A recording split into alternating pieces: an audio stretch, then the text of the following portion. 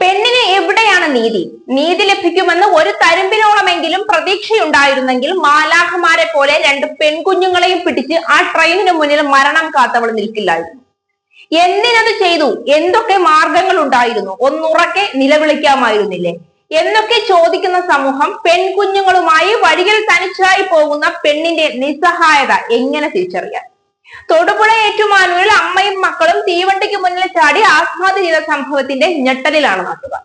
ഭർത്താവിന്റെയും ഭർത്തൃവീട്ടുകാരുടെയും പീഡനമാണ് ആത്മഹത്യയിലേക്ക് നയിച്ചത്. ഭർത്തൃ സഹോദരനായ പള്ളിയിലച്ഛന്റെ പീഡനവും ആത്മഹത്യക്ക് കാരണമായെന്നാണ് നാട്ടുകാരടക്കം പറയുന്നത്. ഒന്നും രണ്ടുമല്ല, 14 ആശുപത്രികളിലാണ് ഒരു ജോലി അന്വേഷിച്ച സാധു സ്ത്രീ കയറിയിറങ്ങിയത്. പള്ളിയും പട്ടക്കാരും സഭയുടേതായ സ്കൂളുകളും ആശുപത്രികളും അടക്കം നിരവധി സ്ഥാപനങ്ങളുള്ള ഒരു നാട്ടിലാണ് ഒരു സ്ത്രീക്ക് ഈ ദുരവസ്ഥയുണ്ടായത്. അതിനു കാരണം ഒരു പള്ളി വികാരിയും. അമ്മയുടെ ഗർഭപാത്രത്തിൽ നിന്ന് പോലും പെൺകുഞ്ഞിനെ എടുത്തുകൊണ്ടുപോയി ക്രൂരമായി പീഡിപ്പിക്കുന്ന പൈശാചികരുടെ നാട്ടിൽ എങ്ങനെ ഒരു സ്ത്രീ തന്റെ മക്കളെ ഉപേക്ഷിച്ച് ദൂരസ്ഥലങ്ങളിലേക്ക് ജോലിക്ക് പോകും? എങ്ങനെ അടച്ചുറപ്പില്ലാത്ത ഒരു വീട്ടിൽ അവരെ ആക്കി തൊഴിലന്വേഷിച്ച് ലോകം മുഴുവൻ അലയും?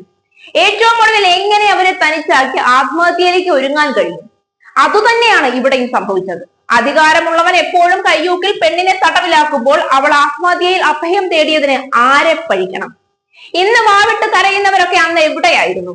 മരിച്ചിട്ട് പോലും അവൾക്കും കുട്ടികൾക്കും നീതി കിട്ടാത്തതിന്റെ ഉത്തമ ഉദാഹരണമാണ് ഒടുവിൽ ഭർത്താവും വീട്ടുകാരും ആഗ്രഹിച്ചതുപോലെ അവളുടെയും കുട്ടികളുടെയും ശവശരീരം വിട്ടുകൊടുത്തത്. തൊടുപുഴ സ്വദേശിയായ ഭർത്താവുമായി പിണങ്ങി കഴിഞ്ഞിരുന്ന ഷൈനി 9 മാസമായി സ്വന്തം വീട്ടിലാണ് താമസിക്കുന്നത്. ഷൈനിയുടെ ഭർത്താവ് ഇറാഖിലാണ്. കുടുംബ പ്രശ്നമാണ് ആത്മഹത്യയ്ക്ക് പിന്നിലെന്നാണ് നിഗമനം. നിർത്താതെ ഹോണടിച്ചെങ്കിലും അമ്മയും മക്കളും ട്രാക്കിൽ നിന്ന് മാറിയില്ലെന്ന് ലോക്കോ പൈലറ്റും പറഞ്ഞു. കോടതിയിൽ വിവാഹമോചന കേസ് നടക്കുന്നതിനിടെയാണ് മരണം. കുടുംബ പ്രശ്നങ്ങളാണ് മരണത്തിന് കാരണമെന്ന് ബന്ധുക്കൾ ആരോപിച്ചു. രാവിലെ പള്ളിയിലേക്ക് പോകുന്നുവെന്ന് പറഞ്ഞാണ് ഷൈനി മക്കളുമായി വീട്ടിൽ നിന്നിറങ്ങിയതെന്നാണ് വിവരം. നിലമ്പൂർ കോട്ടയം എക്സ്പ്രസിന് മുന്നിലാണ് മൂവരും ജീവനൊടുക്കിയത്. ട്രെയിൻ വരുമ്പോൾ മൂവരും കെട്ടിപ്പിടിച്ച് ട്രാക്കിൽ ഇരിക്കുകയായിരുന്നുവെന്ന് ലോക്കോ പൈലറ്റ് പറഞ്ഞു. എന്തൊരു നിസ്സഹായതയാവും ആ സ്ത്രീ ആ നിമിഷം അനുഭവിച്ചിട്ടുണ്ടാവുക. ട്രെയിൻ കയറി ഇറങ്ങുന്നതിന് മുൻപ് എത്ര പ്രാവശ്യം അവർ ജീവനോടെ മരിച്ചിട്ടുണ്ടാകും.